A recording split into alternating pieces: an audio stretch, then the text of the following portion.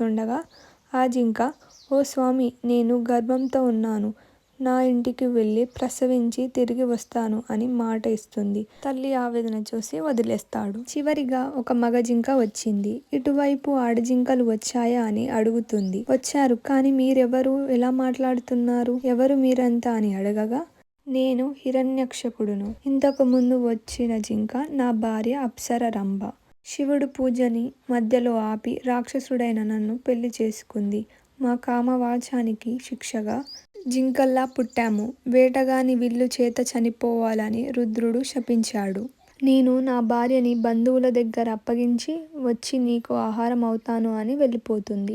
మాట ఇచ్చినట్లే ఆ 4 జింకలు పొద్దున్నే వచ్చి నన్ను చంపు, నన్ను చంపు అని వేటగాడిని బ్రతిమాలుతాయి.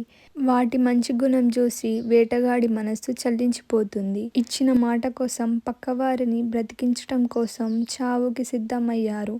మీరు వెళ్ళిపోయి సంతోషంగా గడపండి అని చెప్పాడు. అప్పుడు దేవతలు ప్రత్యక్షమై ఆ వేటగాడిని స్వర్గలోక ప్రాప్తి కల్పిస్తూ జింకలను దీవించి, మీరు నక్షత్రాల రూపంలో ఇక నుంచి ప్రత్యక్షమవుతారని, ఆ నక్షత్రాలను కలిపితే మృగశిర అనే జోడియాక్ సైన్ ఏర్పడుతుందని చెప్పారు.